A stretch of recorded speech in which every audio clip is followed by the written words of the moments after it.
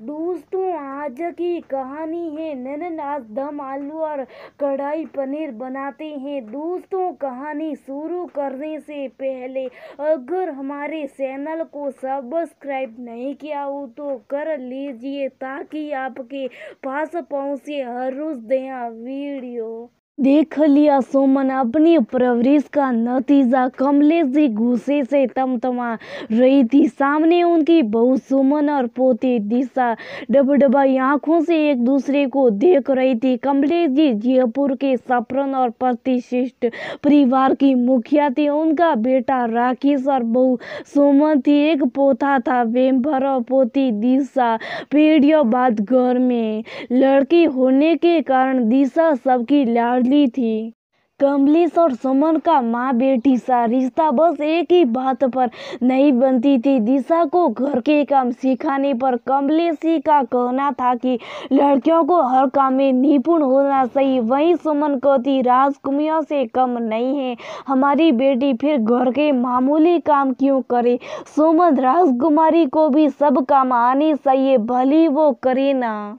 लेकिन सुमन इस बारे में किसी की ना सुनती। हार के कमलेश जी ने कहने छोड़ दिया था दिशा जितनी सुंदर उतनी घुंडी, पढ़ाई हो या खेलो सब में अव्वल स्वभाव की थी।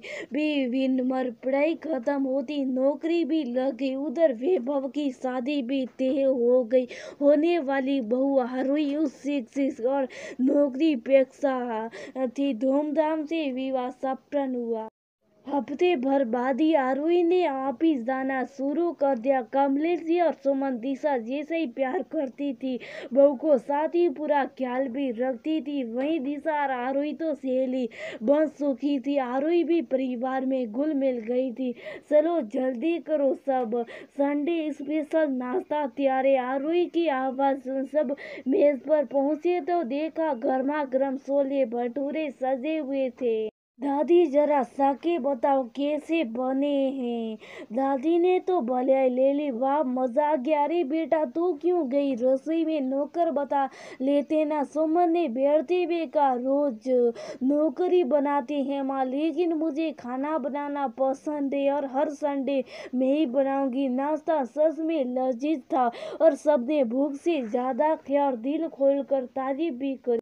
सेव की बात, दिशा का रिश्ता भी उसी शहर में तय हो गया। लड़का समर पूना में नौकरी करता था। सट मगनी पट ब्याह और दिशा अपने ससुराल आ गई। ससुराल में भी नौकर चाकर की कमी नहीं थी।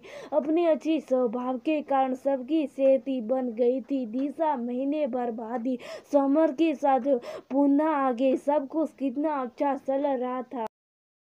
दिशा मुझे ऑफिस के काम से जमरनी जाना होगा, तुम अकेले संभाल लोगी। संभाल तो लूंगी पर तुम जल्दी आना, मेरा मन नहीं लगेगा अकेले।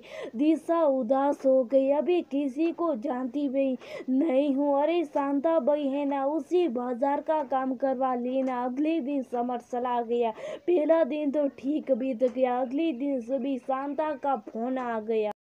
मैडम मेरे पैर की हड्डी टूट गई, अब क्या करूंगी। सोचते सोचते सोफे पर गिरी गई। सोच जो बसा हुआ रखा था वो खा लिया। समर को बताया तो बोला बन लो कुछ। वो समर मुझे खाना बनाना नहीं आता हिचकिचाते हुए अपनी बात कही। दिशा ने सच में हम फिर बाहर से मंगवा लो। समर ने अपने गुस्से को काबू करते हुए कहा।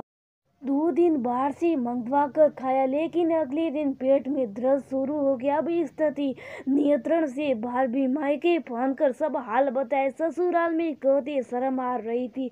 अगले दिन वैभव दिशा को पुणे से जयपुर ले आया। बाहर के भोजन के कारण पेट में संक्रमण हो गया था। खैर तबीयत ठीक हुई तब तक समर भी वापिस आ गया था। समर ने दिशा को फोन कर कहा कि कल लेने आ रहा हूँ। समर अभी कुछ दिन और यहीं रहना। साथियों मेरी क्लासेस भी चल रही है। कौन सी भाभी से खाना बनाना सीख रही हूँ। अच्छा तो तुम्हें लगता है कि मैं तुम्हें ताना दूंगा। समर ने हंसकर कहा नहीं, मुझे समझ में आ गया कि हर काम सीखना क्यों जरूरी है। फोन करती दादी ने दिशा को गले लगा लिया। सुमन ने अपनी सास और बेटी दोनों से माफी मांगी। चलो दीदा, आज दम आलू और कढ़ाई पनीर बनाते। और ननन भाभी खिलखिलाते हुए रसोई की ओर चल दी।